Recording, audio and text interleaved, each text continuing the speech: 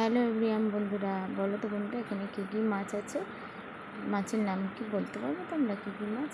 দেখো মাছগুলো সব ভেজে নিয়েছি। এখানে করলা ভেজে নিয়েছি, নিয়ে নোটে শাকের তরকারিটা বসিয়েছি। আগে তোমাদের দেখানো নেই, মানে কাঁঠালের আঁটি, পেঁয়াজ, আলু ভালো করে ভেজে নিয়েছি।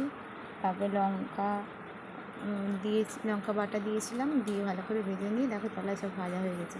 তারপরে নোটের ডাঁটাগুলো দিয়ে নুন দিয়ে ছড়িয়ে একটু চাপা দিয়েছিলাম, দিয়ে আর কমিয়ে নেব, নিয়ে আবার ফের নাড়তে থাকবো, নাড়তে নাড়তে দেখবো কমে যাবে। এরপরে মশলাগুলো দেবো, লঙ্কা, হলুদ, জিরে গুঁড়ো, হলুদ গুঁড়ো সব দেবো। একটু চাপা দিয়ে দিয়েছিলাম। এবার মশলাগুলো দিয়ে দেখো মশলাগুলো দিয়েছি, দিয়ে লঙ্কা গুঁড়ো, হলুদ গুঁড়ো সব মশলাগুলো দিয়ে ভালো করে এবার মিক্সড করবো। এদিকে মাছগুলো ভেজে রেখেছি, করলা ভেজে রেখেছি, সব ভালো করে নাড়বো। নেড়ে মশলাগুলো ডাঁটার মধ্যে যেন ঢুকে যায় সেরকম জল ছাড়ছে। ভালো করে নাড়তে নাড়তে শাকগুলো দিয়ে দেবো অল্প অল্প করে, দিয়ে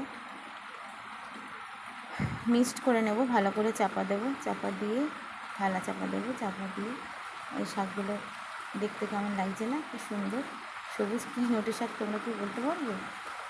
তোমরা চেনো কি দেখো, কমেন্ট করে জানাবে কী নোটে শাক।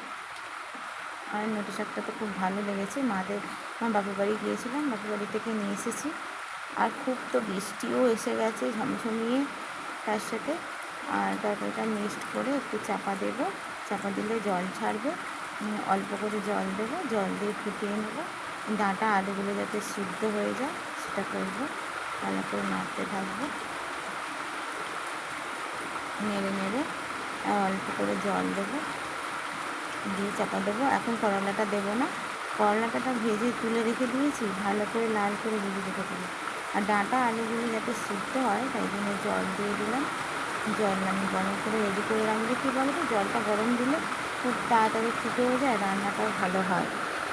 দিয়ে একটা চাপা দিয়ে দিলাম, দিয়ে দেখো তরকারিটা হয়ে এসছে। অল্প রস থাকবে এরকম, সেই সময় করলা ভাজাটা দিয়ে ছড়িয়ে দেবো, দিয়ে আর চাপা দিয়ে দেবো। দেখো কমপ্লিট আমার রান্না। কেমন হয়েছে কমেন্ট করে জানাতে ভুলো না।